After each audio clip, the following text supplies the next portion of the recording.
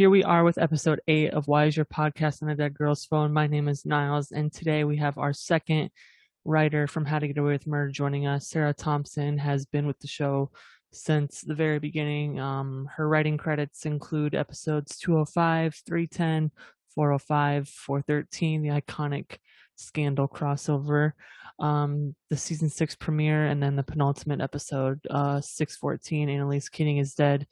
She is so nice and such an amazing behind the scenes stories and writing the episodes and secrets and all that. And it was really fun to talk with her. And yeah, she's just so nice. And I really love talking with her. And a huge thank you to Daniel for helping me reach out to more of the writers and ask them to be on the podcast. So thank you again, Daniel.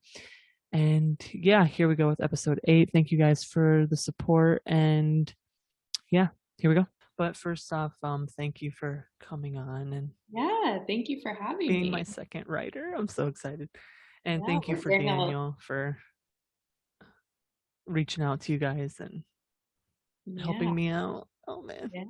No, I love Daniel. He texted me and he was like, would you want to do Niles' podcast? And I was like, yeah, of course I'll do Niles' podcast.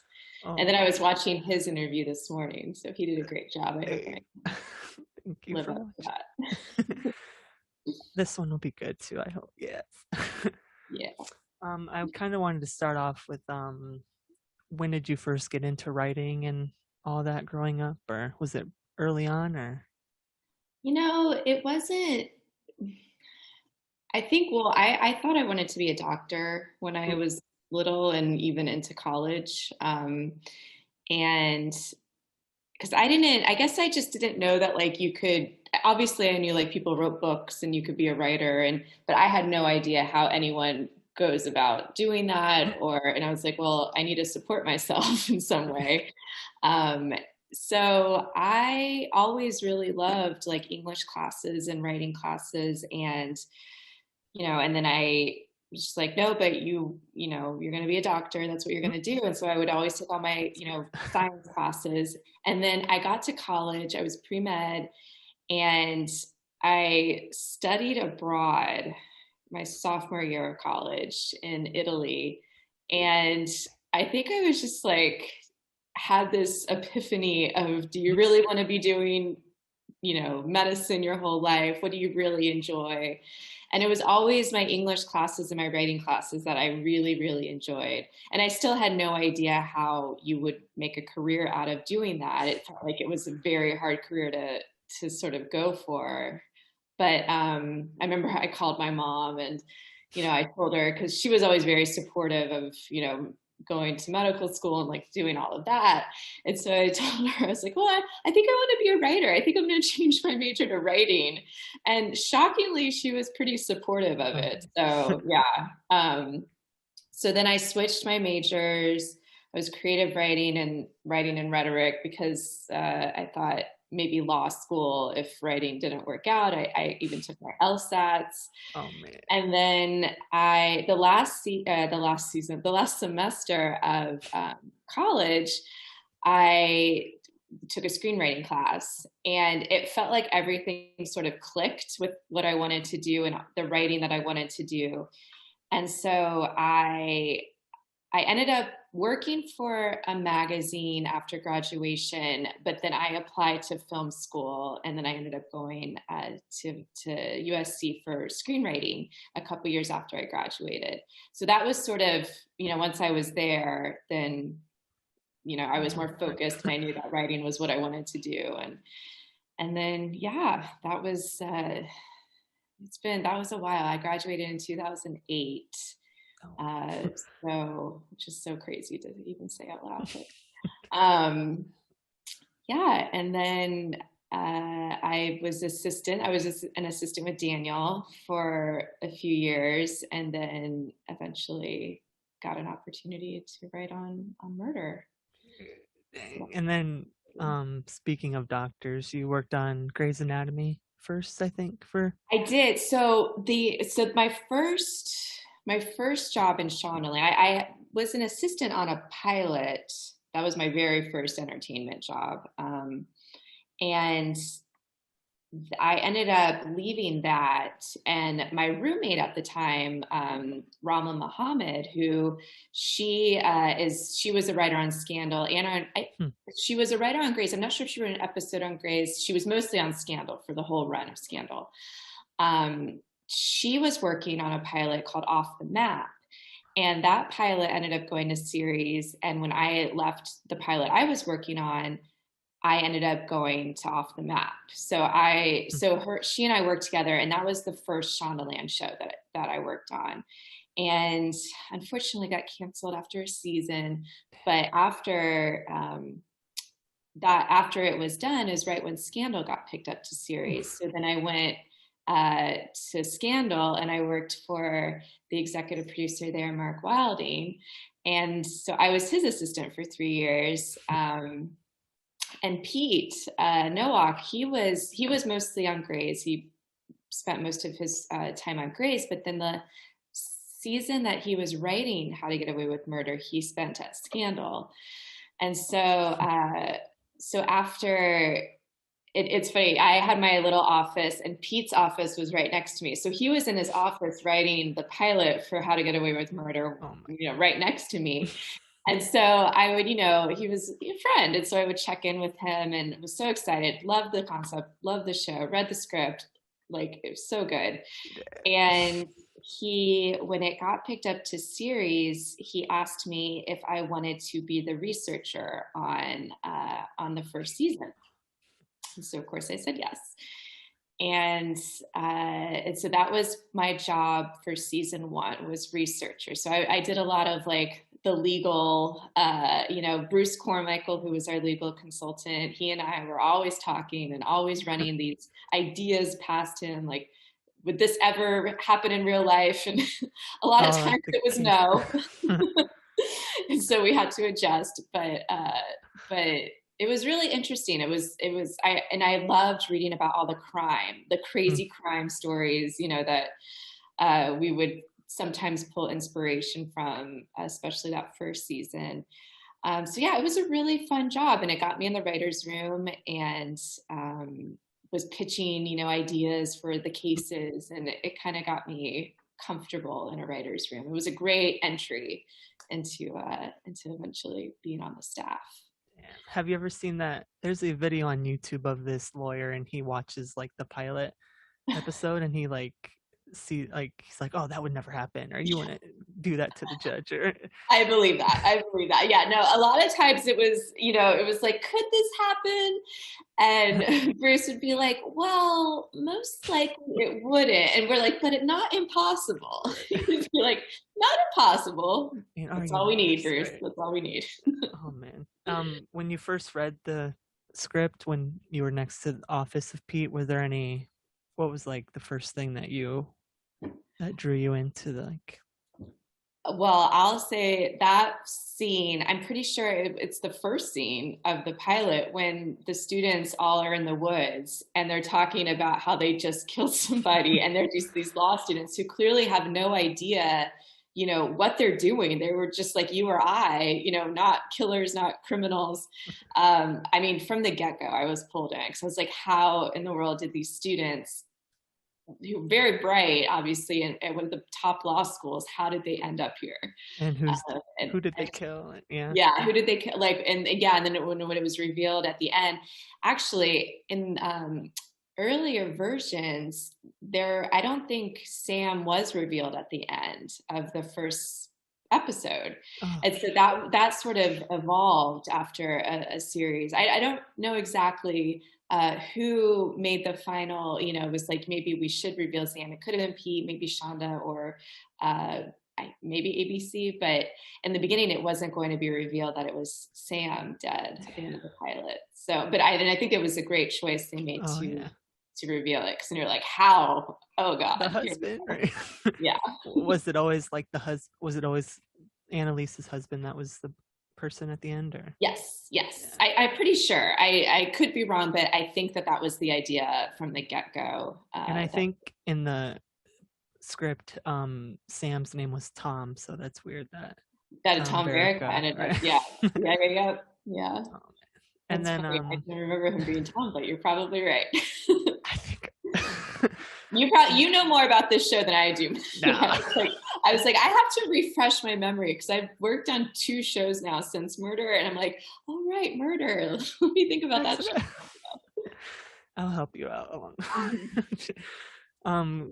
Do you remember the first day, like you guys starting Murder and all that? Do you still remember? Yeah, it was pretty surreal. Well, what was funny though is Murder. So on Sunset Gower Studios, where all of our offices were, production was there, the stages were there. We were all on that lot together.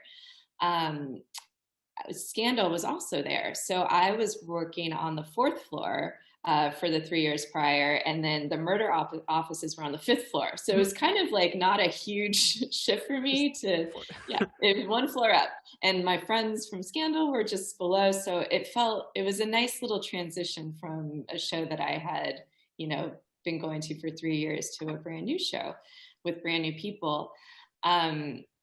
So yeah, the first day it was fun. It was, no one on the writing staff were Shondaland people. So it was all brand new writers that came in, and obviously, like, I knew Daniel. We were both on, from the first season. I had known Daniel, I mean, for like 5 years before that. He and we've known each other a long time. So I felt lucky that I had him, and I already had, a built-in friend. And then Tess Leibowitz, she was actually one of our PAs, our writer PA on Murder. And it's funny, I actually recommended her to Pete to be his assistant on the show, and he ended up hiring her. So Tess was there, Daniel was there. So it felt like I already had my people around that first day. Yeah, which was great. Works out. That's kind of cool. Like the floor above is like the whole Scandal world, and then like that's cool. Like 2 different worlds, just like a floor apart. Like that. Yeah, I know.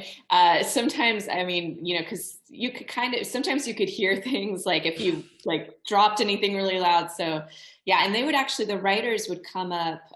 Some of the writers, we would have cocktails on Friday, and some of the Scandal writers, my old boss Mark and Alan Heinberg, the 2 of them would come up a lot, and we would all have cocktails in our writers' room. Cocktails. Yeah. And then in my interview with Daniel, he kind of talked about like just because your name is like credited for that written episode, like it's still like a group. Oh yeah. Like some of your ideas are left, or like can you like go off of that a little more? Like yeah. It was a very group.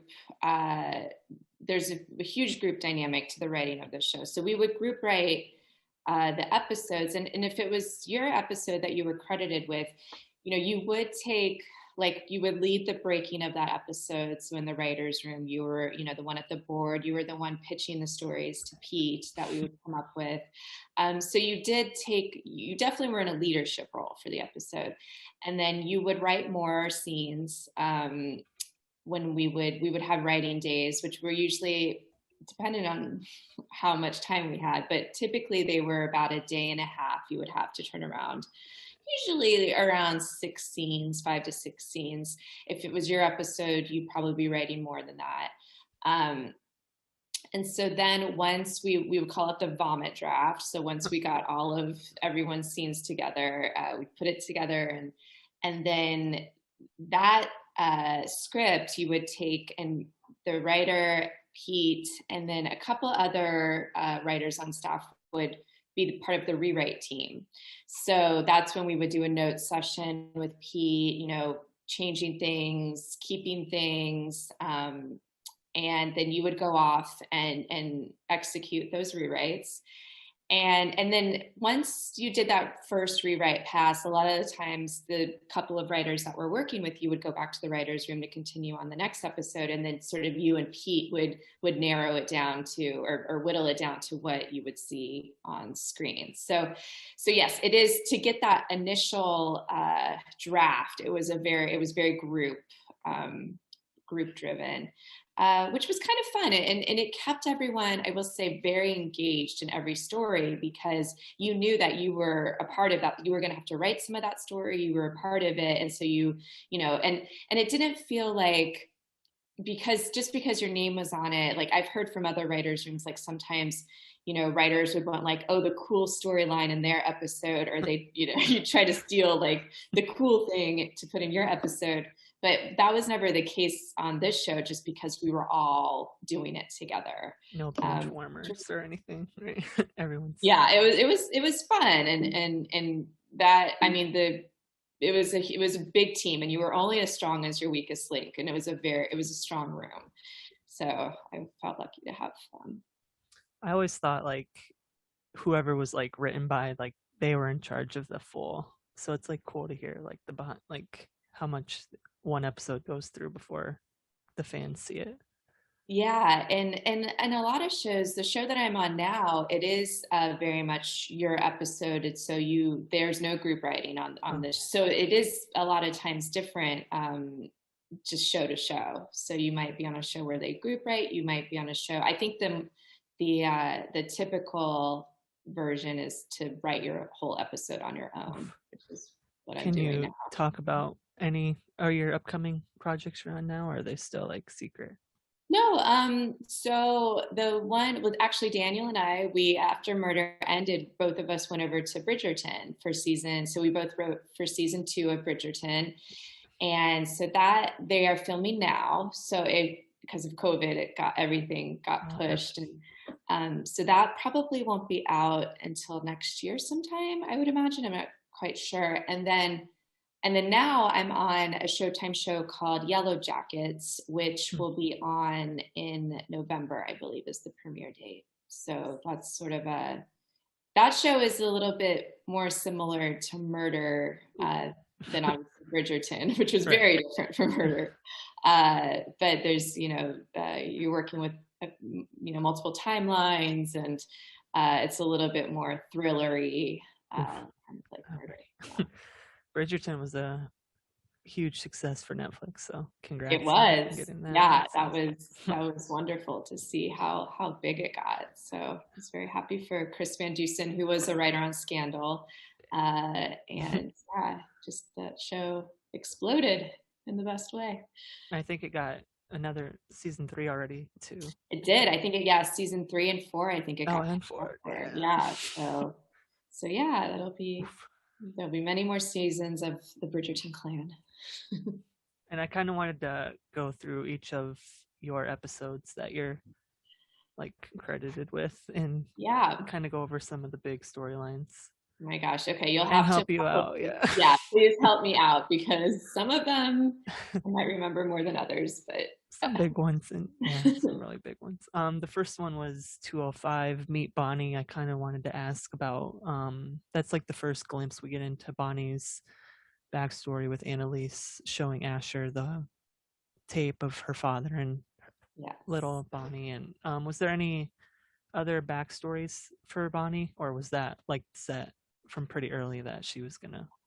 Yeah, we had always talked about Bonnie's backstory in those terms, and for people that might not know, it was an abuse storyline, so that Bonnie was abused by her father sexually, and we obviously wanted to approach that storyline, in a way that would honor survivors of sexual abuse. And so we worked very closely with an organization called RAIN, a nonprofit, which I think we might have done a PSA or linked people to, I think there was at the end, because just for survivors of sexual abuse, it's a wonderful resource. And so we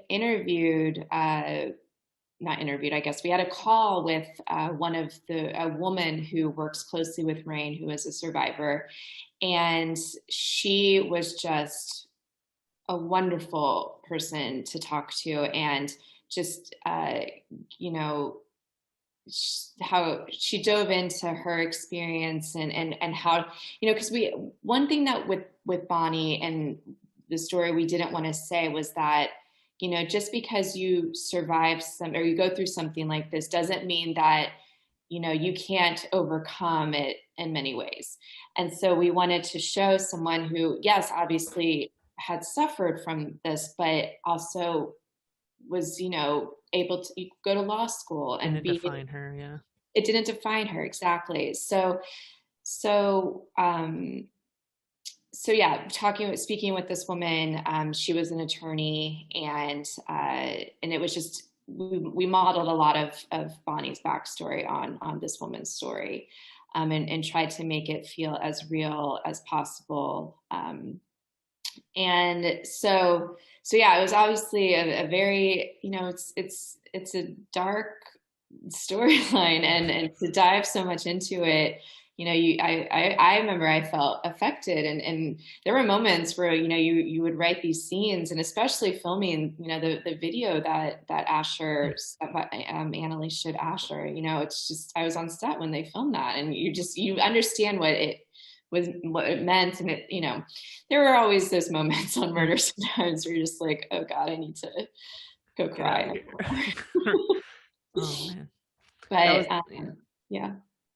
That was actually a fan question from Jess about, our Bonnie's backstory. So yes. And yeah, Rain was a huge, I remember I was on the phone with them a bunch writing that episode, and or I'm sorry, it's because I had a lot of Bonnie episodes. So Meet Bonnie was when we learned about this. And then my episode in season 4 was when we dove a lot into with Isaac, yeah. Yeah, it's with Isaac. And she, when she was, sort of talking about how she came to meet Annalise, which was to testify. With the other guy that her dad would bring in and all that. Exactly. Yeah. So, and all of that, that was us embellishing more on, on Bonnie's backstory. We added all of those elements to it about her father bringing in men and all of that. So Liza's so good in that scene when she's like admitting that she loves Annalise, and then she slips up that, and then Isaac figures it out that she's talking about Annalise Keating, and she's the one that Annalise fired. And I love Isaac. Oh my god. Yeah, he was great. It was wonderful to work with Jimmy. But yeah, Liza, she's a fantastic actress. She's just really great. So I felt lucky that, especially for those 2 scripts, just being able to bring that story to life, and her delivering it in such a powerful way. It was great to see. And then your next one was We're Bad People from 310. Yes, yeah, with Jennifer Getzinger. That was Jennifer Getzinger. Oh, and then Stephen Craig was the one that directed 205, and so he was the first director I worked with, and then he ended up becoming one of our producing directors for the last couple of seasons, which was fun. And then, what was it like with the aftermath of Wes being under the sheet and having that episode, and Annalise in jail, and oh gosh, yeah. I mean, it was another really heavy episode of Murder. check, right? Yeah. Yeah, it was a follow-up. I mean, Wes was such a beloved character that, having to write the first episode where after his death was emotional. And I know the flashback scenes where, people were thinking about moments with Wes.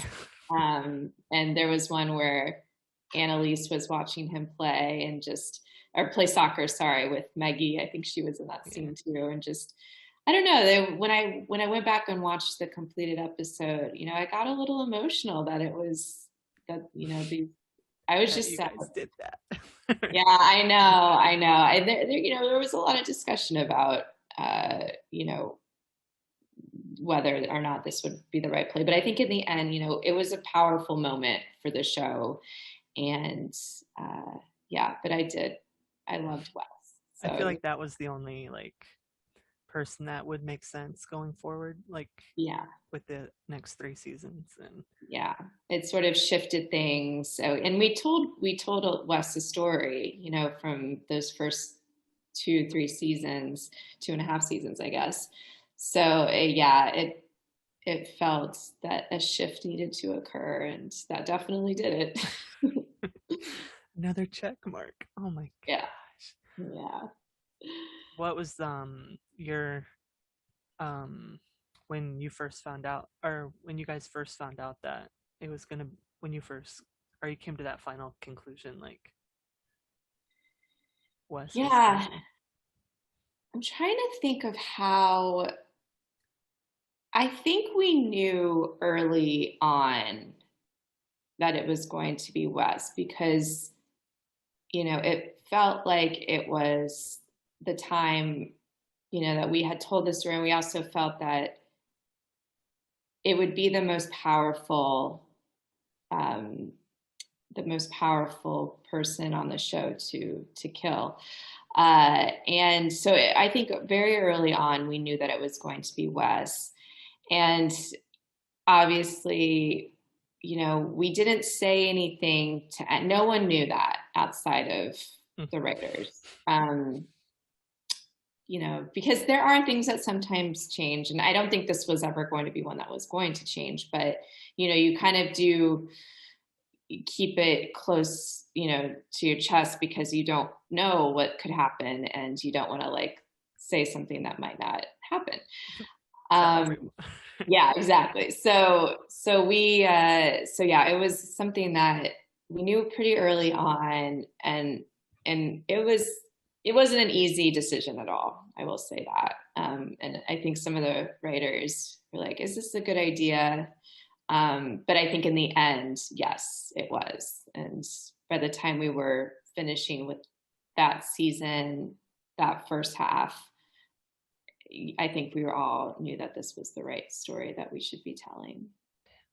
Still hurts. It does hurt. No, it was, yeah, but that's why, it was a powerful moment on the show, and it still hurts. And as writers, you want to bring out those emotions in your viewers. So I guess. And it like showed the viewers like this is the world that we're in for the rest of the seasons, and Yeah, no one's really safe anymore. no one is safe. Yes, it was that a was game changer. that was the year I got my Keating 5 tattoo with the faces, and all my Yeah. friends were making fun of me and like, you should get a X put through Wes's face, and Oh gosh, it was no. I didn't Because do then it. you'd have to put an X through a couple other pieces. Mm. Yeah. Damn. But But no, that was just I remember when Pete told us about your tattoo. He came in and he showed us a picture, and we were just blown away. We could have. It was such a it felt good knowing that there was someone that loved this show as much as we all loved making it. And you were talked about probably more than you realize as far as when we were breaking story. Well, you also had a character named after you. Um, and just there would be moments where we would be breaking story, and we would be like, is Niles going to figure this out? Is he going to be the one that we've got to be better. We've got to be better from Niles because he might be the one that'll get this. And he's gonna see it so, coming. yeah, you pushed us in a sort of you had an invisible force in the writers' room. I'll say that. It's probably one of my most watched episodes, the Niles Harrington one, just Yeah, because they say it more than any other client's name I think ever. So yeah, yeah. Total tribute to you. I was trying to find like to print out that book cover, of the psychopath CEO. Like Oh yeah, yeah, I was yeah, like yeah. trying to find like a clean shot of the episode so I could like fold it around a book, but there's no like really full shots of it. Yeah, I don't know where that book ended up. That's a really good question. Where that, That'd be cool. yeah, it's probably in a ABC storage space Vault. somewhere, wherever all the stuff goes to, Mm. I don't know, to die, I guess. No. with the trophy. And Yeah. The trophy is probably somewhere. I bet Pete has the trophy. I have one. Oh, you have one. That's right. You brought it to the Paley Center. Yeah. Yeah. Oh, the best night ever. Oh my god. I did bring it, yeah. And then 405, I love her. We kind of touched on that one already with Bonnie and Isaac, and Yes. Bonnie coming to terms of what her relationship with Annalise is, and her guilt with what she did with messing up Annalise's clients she had to get for the class action and all that. And right. Yeah. I liked Isaac as a character, and I'm happy you guys didn't kill him off at the end, because yeah, he was really good with the whole. He was great. Stella. He added something special to the show, I think, and I don't think we ever wanted to kill off Isaac. And there was always maybe, who knows what would happen if he would appear again, or but, that was a good place to end it, I think, with Annalise. I think we all agreed. Yeah. And then the big one is next, the Scandal crossover. Scandal crossover. Oh yes. When was that decided that was gonna work into both of the shows? And that let's see. So it's funny because I want to say that started as sort of a haha, wouldn't it be funny if we did a Scandal murder crossover? And that was early on in season 4, because we knew that season 7 of Scandal was going to be its last. So if we were ever going to do anything like that, it would have to be this season. And so I think it kind of started out as a jokey, oh, that would be really cool to see that. But then we started to think about it more, and there were conversations with Shonda, and it was well, maybe we could actually combine these worlds. It's not so far-fetched. And so the more we thought about it, the more we realized that we should absolutely do something like this. And Grey's Anatomy, they do those crossovers all the time. All the time. Yeah. So we're you know what? Let's give Scandal and Murder a little bit of that. Turn. Yeah. So yeah, I was honored to be a part of that. And me and another writer, Marenica, we co-wrote it together. And then the writer Ramla, she wrote the Scandal side of it. And Ramla's one of my best friends. We were roommates and we went to grad school together. And so it was really awesome to be able to do that with her. It felt like it was such a full circle with how we started. And then here we are, and both writers now, and doing this little block of television. Iconic block. The what? Iconic crossover block. Oh my god. Yeah, it was awesome. And to be on set for that too, they filmed the Scandal side of it first. And then so Viola could go over to Scandal and film her scenes with Carrie and their crew. And then Carrie came over to Murder for that second. So we filmed the Murder episode second. And so then I was on set for a lot of that. And Zetna Fuentes directed that episode. And I just absolutely love Zetna. She is a fantastic director and just a lovely human being. And so we had a lot of fun. It was, it was a lot, because you had to make sure that, you had these two amazing actresses, on your set, and you had to make sure that both were happy and comfortable with what they were doing. And so, it was all a learning experience, and it was all, I thought, turned out really well. So a lot more cocktails probably during that. Yes, definitely. It was definitely a very stressful breaking of that episode there, just to get it right. We really wanted to get it right with the Supreme Court in that moment for Annalise. And, there were some late nights trying to figure out that speech she gives. And yeah, we were very happy with how it turned out. Iconic. Oh my god.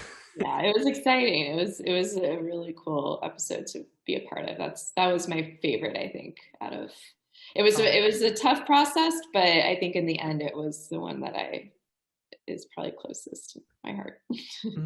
The scene where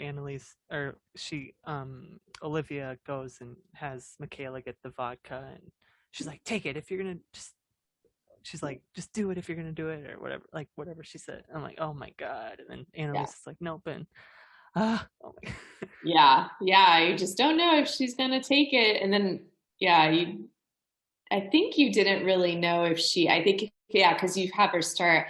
There was so many like time cuts and going back and forth that I feel like we played at one point with not knowing if once she started talking in the court, if she had drank the vodka or not. Oh yeah, because it cuts back to them like Oliver like counting down or something until it starts. Right. And Annalise isn't there yet, and right. That would have been good too. Yeah. Was there anything cut from that you really liked, or was it all pretty much? I think I honestly, nothing comes to mind immediately. So I think that a lot of what we had was there. I mean, I'll always just remember that speech she gives in the court. That was sort of the biggest thing that we wanted to get right, and working on that speech in the writer's room. And then Viola added some to it, which was great. So yeah, it was. And Glenn Turman is always amazing. Always. Such a fantastic person, actor, all of it. He was, anytime that he was on our set, we were thrilled. So yeah, he's just. And then you killed him off. I know, that was heartbreaking. That was, oh my gosh. And he really, I don't know. That was one that I would cry about, because even when I watched the dailies, I was like, oh God, it's just, yeah, because he's so wonderful. And just, but again, that's, as a writer, and especially a writer in Shondaland, you got to get those tissues ready for some of those moments. And you feel like you've done your job if you've brought out an emotion in somebody watching. And like the voiceover of him reading the letter he was writing to the apology, like, oh my God. Yeah. He was fantastic. And really just, was so game for anything. I would say that in Cicely Tyson, the same. She, I remember we were filming, because I would cover sets sometimes, especially for Pete, because he was obviously very busy with other things with the show. And so he wouldn't necessarily, be on set for his episodes. So I covered a few of them. And there was one, I think it was the season 3? It was when Annalise and Ophelia she was visiting her in Tennessee. It might have been season 2, the finale of season 2. Yeah, when Laurel tells that Frank killed Lila, and she gets out of there. Yeah. And I remember when they were burying, when Annalise said that it was talking about the baby they lost, and that they had named him Sam, and they buried the name. And we were filming that in Altadena, and it was very late, probably like 1 or 2 in the morning, and cold outside. And here is Cicely Tyson out there, just giving it all. And I was like, oh God, please don't catch a cold. Right. But it's just amazing how, just working with those actors, I felt so lucky to be on that set with Cicely, Viola, Glenn. I mean, they were just incredible actors. It's still go above and beyond. Yeah, that's amazing. You got to work with her before she left us. I know. That was so sad. But I mean, she lived such an amazing life. Definitely legendary. Yes. And then your next episode was one of the wedding episodes at the start of season 2. Whose blood is that? Yes, that's right. Yes. I was like, which one was that? Yes, that was, I think that was with Gabriel, and he had the case with the Rohingya Muslim woman. Yeah. Yeah. With the son and the, Yes. Yeah. Yeah, that was a very we were in touch a lot with different organizations to help us get that story right too, with covering, the genocide and the Rohingya Muslims, and just being, very vigilant about telling that story correctly. But yeah, so and that was when, Rome was now part of our cast, which was exciting to add that. Wondering who he was. Wondering who he was. Yeah. Daniel mentioned the show kind of did like a shift from cases of the week that were kind of like far, not like really like we're out there a little bit, but then it shifted into like the real world problems we're facing and all that, and that was a big one, the genocide for that episode. Yeah, I loved that because I loved how we did that on the show. I will say it was so nice to be putting something in the world that meant something. And yeah, because season 1, when I was researcher, there were a couple great, I think oh gosh, what was it? There was the one episode, Erica Harrison wrote it, and it was about there's a term for it, and I cannot remember what it is, where the Resnikov or something, or is that one? No, it was a case where someone killed somebody, but they were trying to reform them versus have them go to jail. And for the life of me, I cannot remember what it was. But anyway, as researcher season 1, it was always fun to read these splashy crime cases and like, ooh, how can we do this? Like, how can we put this in the show? But then it did start to shift once in season 3, when she started doing the clinic. And it felt like the cases just became much more meaningful, and we're trying to say something to the world and taking these real problems for people, that were facing, systemic racism in our justice systems, and how we could make more awareness around those issues. So yeah, once we started doing those sorts of cases, it became very important to us to make sure to get all of those right. And that season 5 episode was one that I felt. Is the one you're talking about the one Gabriel did in season 6?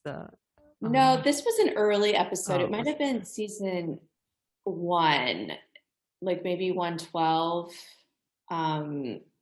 where the mother, I want to say, oh gosh, it was like Reformation. I can look it up. It was like, I can't remember. With the missing daughter or something, like she hid the daughter or something. Was it that one? And yeah, Alias like lied to her about. Yeah. I'll have to think of it. It'll come to me. But that was one, and we all really loved that episode because it just felt very meaningful and emotional. In fact, we called those, because you have the like fun, the splashy ones, which are fun. That like the Niles one was a very splashy sort of case, and then you have the more quieter, emotional cases of the week, and we used to call them, so case of the week we used to shorthand as cow. Right. So we'd be like, what's the cow for this episode? And then when we knew that we wanted to do sort of a more emotional, we would call it an emotional cow. And we, in the beginning of the season, Pete would send an episode to the writers, including the new writers, saying, when we come back and start to meet, to have some ideas about, different cases, character arcs, but also, the cows and emotional cows. And I remember Maisha Clausen wrote back, like, so excited to meet everyone. Can't wait to learn what an emotional cow is. Like, okay, I guess that would sound pretty ridiculous. Someone has no idea what we're talking about. Think of the cows. Emotional cows, yeah.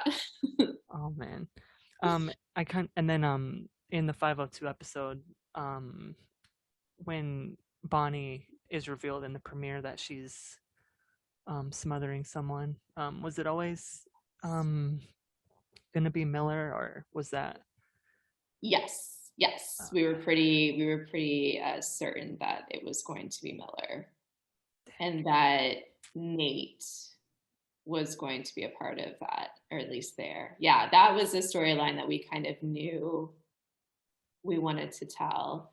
But it's funny for that season specifically. I remember for these early days in the room when we would come in with our different ideas, Joe Fazio came in, and all he said was, he's just like, I just feel like it would be really cool to see blood dripping on the snow. And like, maybe that can get us somewhere and then you saw what that turned into. Like, it was literally just a kernel of an idea, and it turned into the blood dripping the snow outside of the street. Yeah. So sometimes that's just how it all works out. That's cool that Miller was like, that was the one, or because they're not usually planned out for, like from the start, like kind of like. Yeah, like a lot of times we'll have a general idea of but then it could shift.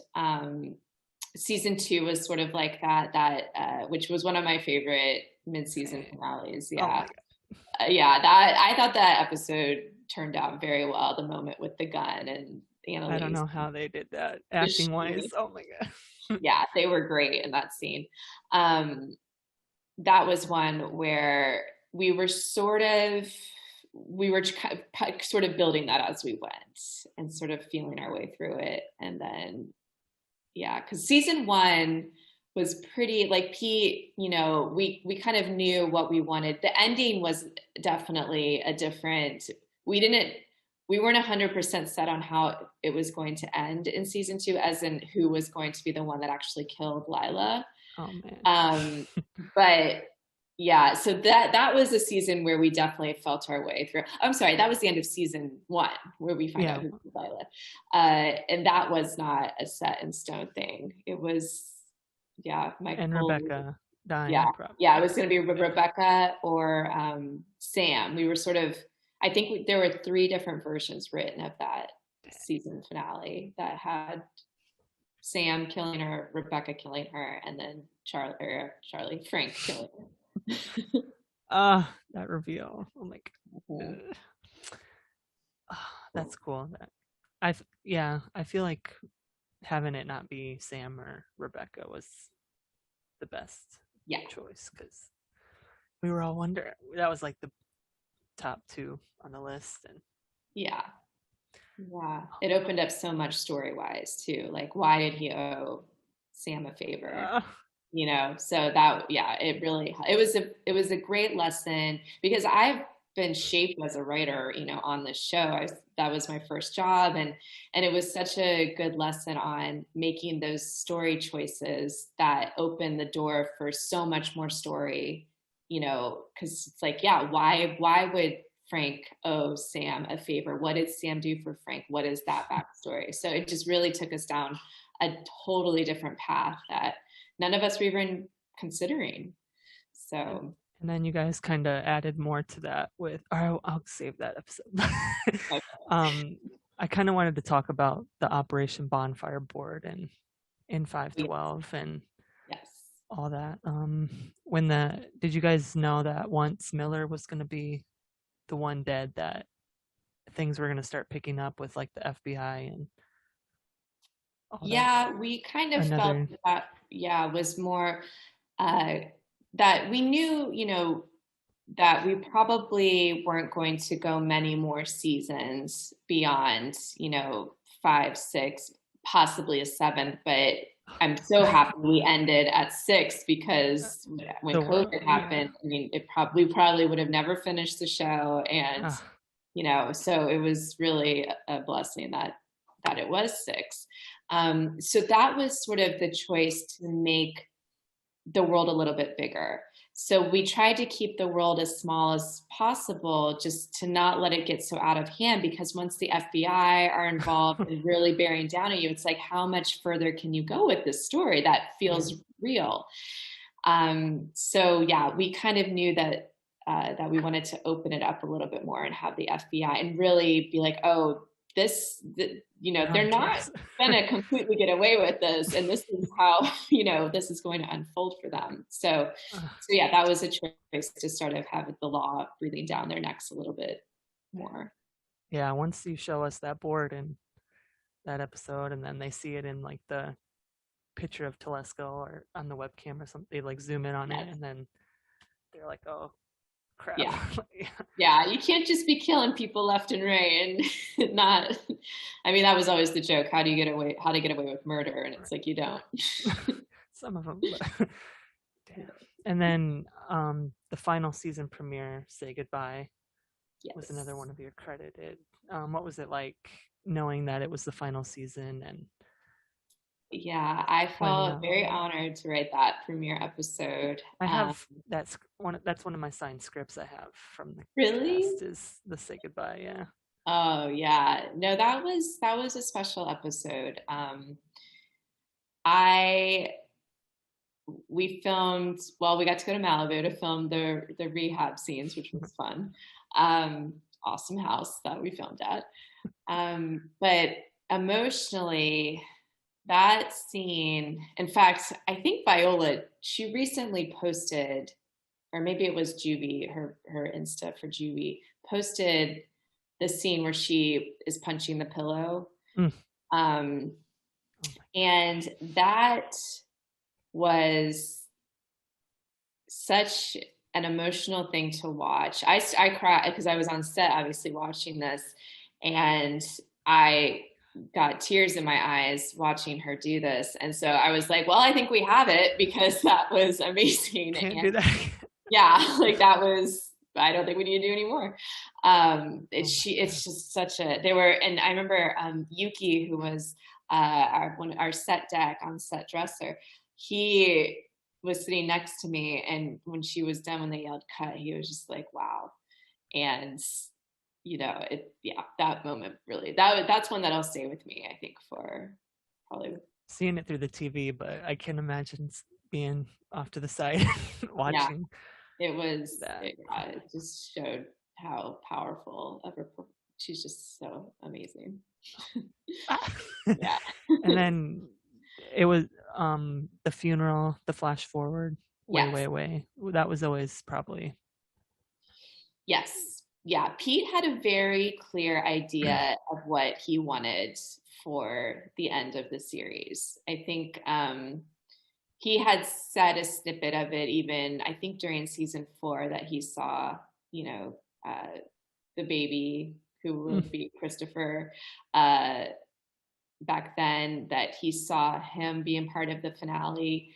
So I think by the time we got to season 6, we knew, and Pete knew, that there was going to be a funeral, but also that we wanted Annalise to have a really great life. Like, that this was just one part of her life that was so crazy and completely messed up, but that also she went on to be happy and have, die an old woman warm in her bed. So I think he always did that for her. Yeah. And then I kind of forgot to mention when Laurel went missing at the end of season 5, was that like an actress choice, or was that like always the story, like for Laurel? I want to say, for that one, I think that was more of an actor choice, with the opening that she could be back. Yeah. So, and it was, I think, in the same way, when we told Wes's story, that we had really told Laurel's story that season. Was it 5 that she left, or 4? I can't remember. The end of 5, yeah. End of 5, yeah. So it felt like we had told Laurel's story, and now this like crazy Castillo family. And her family. Yeah, and her family, exactly. So, and of course that continued on.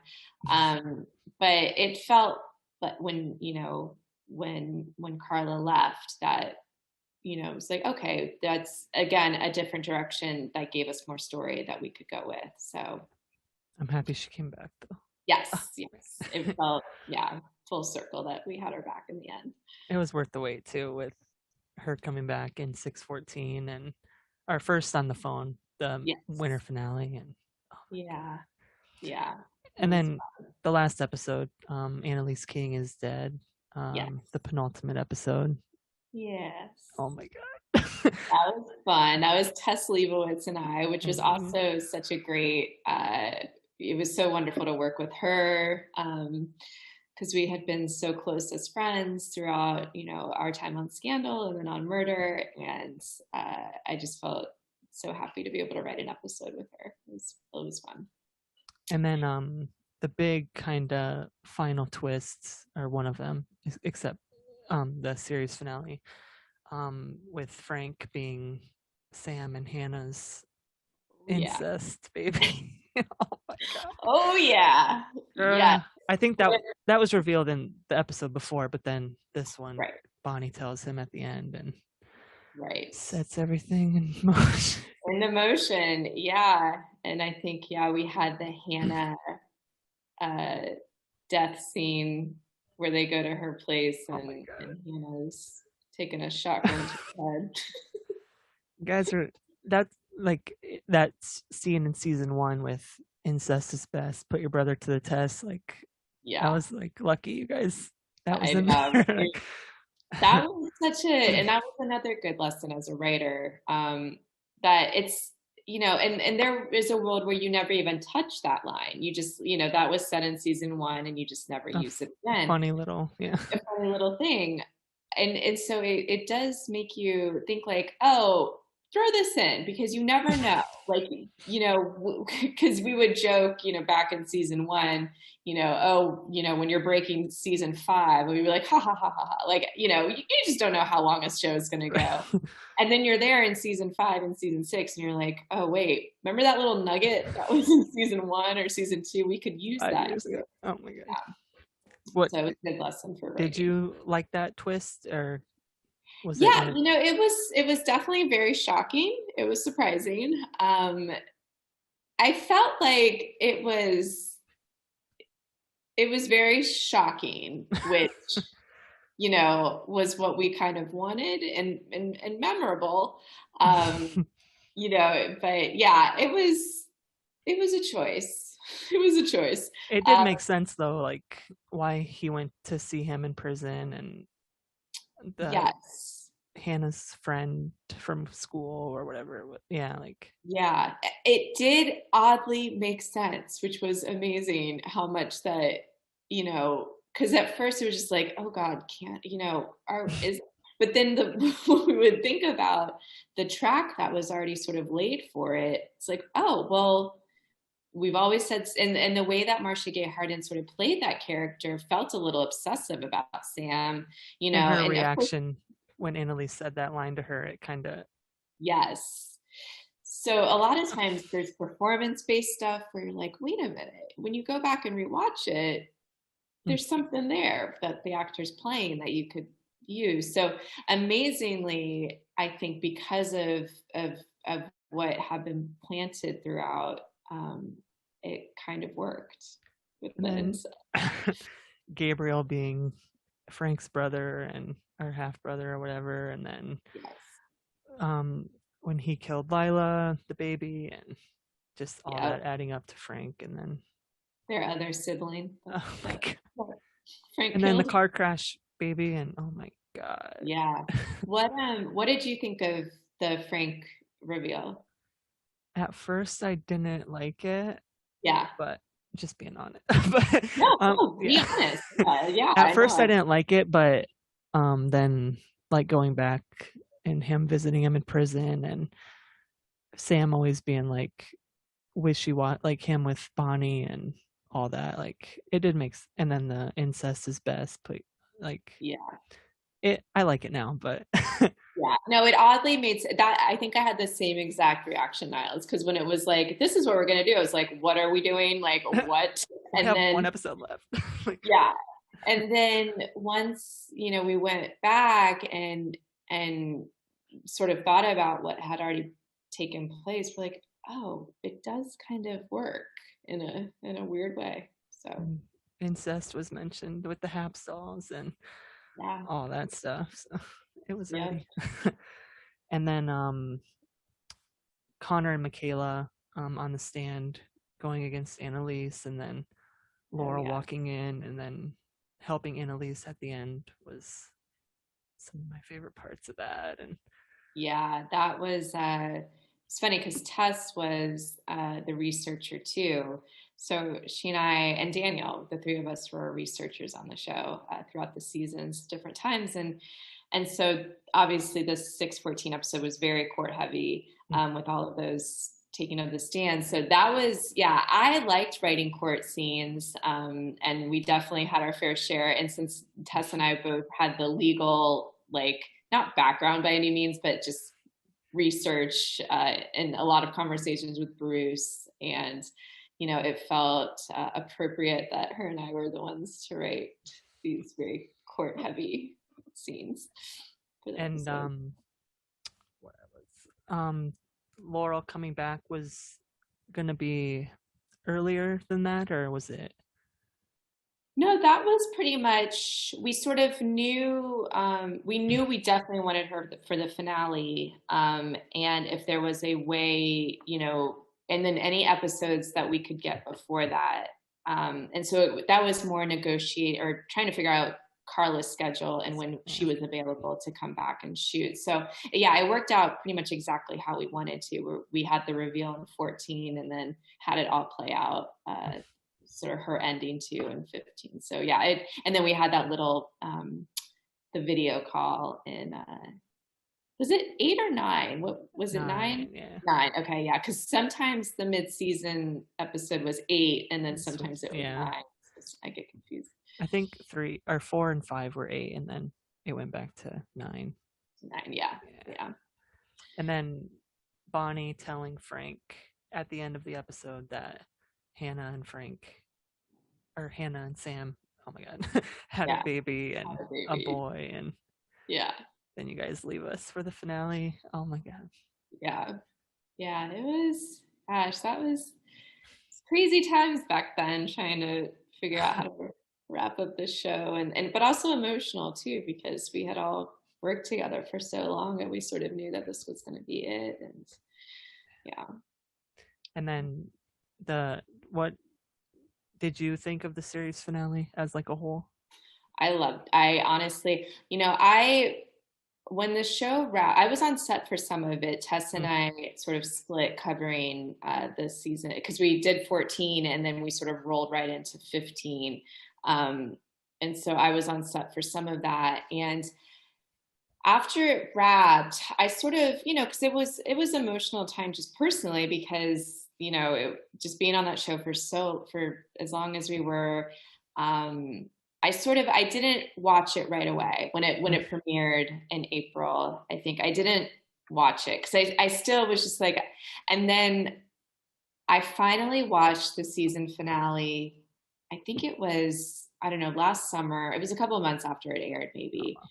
And I cried so much watching it because it was just, I thought it was, I really loved the ending of it. I thought how it all came full circle was just great with Christopher in the lecture hall and just seeing, oh my god. Oh my gosh. Yeah. Bonnie, like the death part, it was all very emotional. Like, and I was even there when they filmed that and to watch it. Oh my god. Yeah. On the City Hall court where they were the courthouse steps, but we filmed it at City Hall and I think it was City Hall.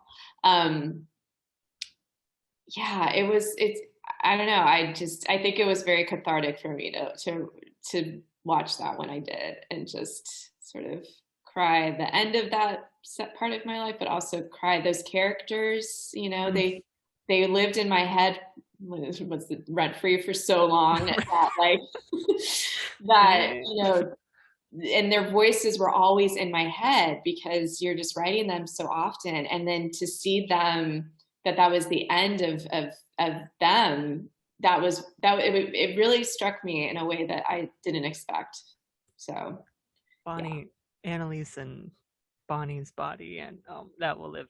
That the shaking of Bonnie. I don't know how like acting wise again, like how you can get to that, like, and she goes there. It's insane. It's really amazing. And then Laurel seeing Frank and then driving away.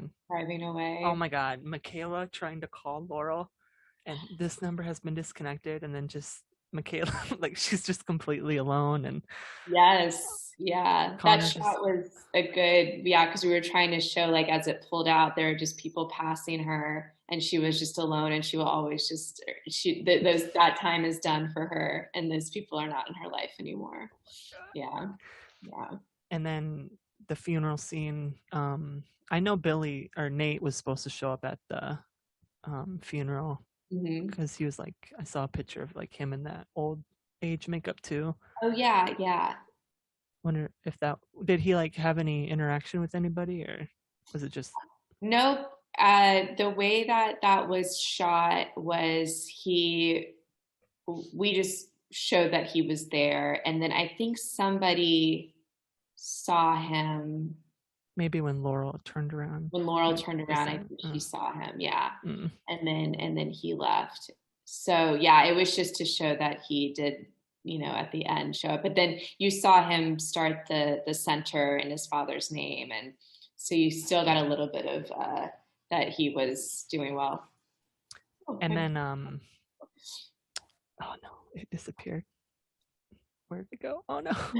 um oh um I did like Annalise and Nate's final goodbye in her Yes. apartment and kissing Yeah. her cheek, and then so Yeah. Yeah. We wanted to make that as, realistic because there was just so much history between those two that it felt like, but I think Nate needed to be done with Annalise in his life and vice versa. So, but also that there will always be love between those two characters.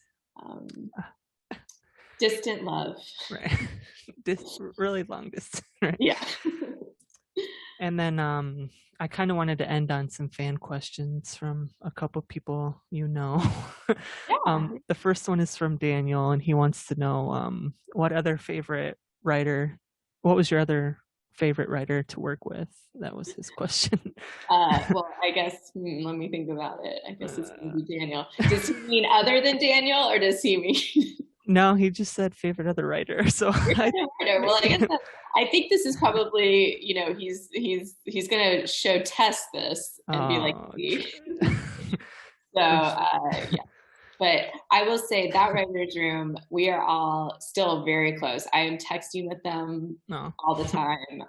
Yeah, we're a very, very close crew still. So, I love them all. And then the next one is from Ashley Bauer, who worked Yeah. on Oh season gosh. 3. She wanted to know the easiest and hardest characters to write. Oh, that's a great question. Um, I will say sometimes the hardest, just because you get in your head that Viola Davis is reading these lines, was often Annalise, and you're just like, how do I write something that is worthy of Viola Davis? Um, but she was also a lot of fun to write because just, she's just so raw all the time and just, a little harsh, but also she was fun. She had a lot of great one-liners. I really liked writing. Well, it's funny. The Room will say that I would write Asher a lot, which I did.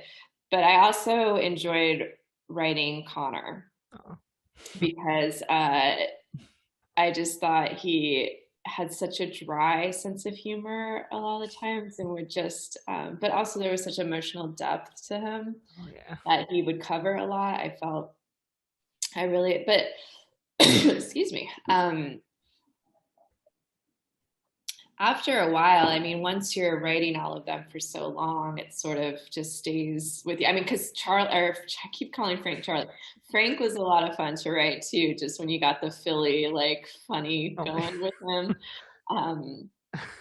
But yeah, I don't know. The hardest, I guess I would say Annalise, just because, it was just wanting, it just had to be very elevated. And I would always stress about these lines because I would just want them to make them as good as I could for Viola. And then what kind of fan theories or did fan theories like ever impact the writing of the episodes or anything? They did. Well, if they didn't impact it, but we definitely, I would say, as the series went on, we would sort of, there was a Reddit, I think that, oh, Right. there was a Reddit loose threads uh, forum, I guess. I don't know what you call it, but where we actually printed it out because we had been making our own loose threads that we knew we needed to tie up by the end of, I forget what season it was. It might have been season 6 or 5. Where we're like, well, these are the things that we know we need to finish by the end of the series. And so that was one that we actually printed out. We're like, well, what are the fans? What are the loose threads for the fans? Right. And then comparing it to our list. And we actually were like, oh, yeah, we should Yeah, that probably, one. add that one. Yeah. Um, That's cool. yeah, but no, I mean it was always fun to read theories too, and there were a couple where we were like, oh, that's pretty good. It wasn't what we were thinking, but some of them were pretty impressive. But I will say our room, and I think writers' rooms that say that they don't look at that, at least not like they might be lying because I think if you work on a show long enough and God willing your series goes for many seasons, eventually you're gonna see what the fans, Right. especially when you're in like a thriller sort of mystery That's true. show. Yeah. Yeah. I would be But all. but no, I mean there were, and then like tweets, we would see your tweets, Oh my and god. again, like we'd be like, oh shoot, Niles, like Niles is guessing things because you were so locked into you know seasons past where we would like the incest is best line. Those were little nuggets that we would pull and be like, oh, we said that, and it felt like you started to pick up on that we would do things like that. And so like, well, they said this at this point, so I think we're like, oh gosh, we have to be better, we have to think better than Niles. It was like a challenge for ourselves, like because we're so good Think at about. guessing things. Yeah. And then you kind of like touched, or the biggest one I think was when um season 4, I think, when Annalise overdoses and Bonnie saves her. Yes. And you mentioned that in season 2 when Annalise is like hallucinating after getting shot and she's like seeing the baby and Maybe. Yeah. there's no Yeah. baby, just like last time. Like you guys always connect those stuff later on, which is really Yeah. cool. And and again, that is it's I said this before, but it's always a nice thing for writers to keep in mind when they're writing these sort of uh, serialized shows where you can put a little nugget, a little line of dialogue that you could either leave it there, not touch it, or because we'd never had to go back and maybe say anything about that first time with the baby, you Yeah. know? And so, but I think that Pete often, because he would add a lot of those little Easter eggs, and I think he kind of in his head probably was like, oh, I'll touch that again in Right. later seasons if we get later seasons. So yeah, but it was a great lesson for writing and for writers in general to just throw just stuff in. You never know. Just Nuggets. a little line of dialogue here and there. And then I kind of wanted to end on one last question for you. And what was your proudest moment working on the show for 6 seasons? Oh, that is a great question. Um, there was a moment where we were filming the crossover episode, and it was during the filming of Annalise's speech, and uh, there were I noticed that there were a there was one in particular. I think it was the woman who was playing a guard or a bailiff or tip staff. I guess it would have been tip staff at the Supreme Court, but um, they call bailiffs tip staffs in Pennsylvania. But or maybe she was a guard. But she started crying during that speech that Annalise said, and I think that was such a moment where I was like, oh, this it just because all of what Annalise was saying was just so important, and that episode was from 2 years ago, and it still is so applicable today. Applicable, sorry. That um, that was, I felt like, okay, we're putting something out in the world that is meaningful, and that made me feel happy that, at least there's a good message coming across with so much badness in the world, that at least this is meaningful and shining a light on issues that needed to be addressed and still need to be addressed. And so that was a special moment. It just made me feel good that to be a part of a show that did that. Right. And then I'm trying to think, I don't know. I mean, I got my first opportunity writing on the show, which was a huge moment for me personally. So that, I remember when Pete staffed me, I just immediately burst into tears in his office. So that was always, that'll always stay with me. And just having that first episode, 205, and being on set, and, it was very special. It's your first time. You never forget your first. Oh, man. Yeah. Amazing. Oh, man. I won't take up any more of your Sunday, but I just wanted to say thank you for coming on. And thank the you. show just meant so much, or still means so much to me. And it's really awesome getting to talk to you guys. And thank you. Thank you. No, I thank you so much for having me on, and I'm so happy you're doing this podcast. It's just bring great. back everybody. Yeah, no, I just love that the show lives on. Oh, man. I watch it every day still, probably a couple. Oh man, always looking for stuff to add to the collection or whatever, just yeah. But thank you so much, and thank you. The episode will be up probably later today, and wow, yeah, I'm fast. You are fast. That's speedy. Well, great.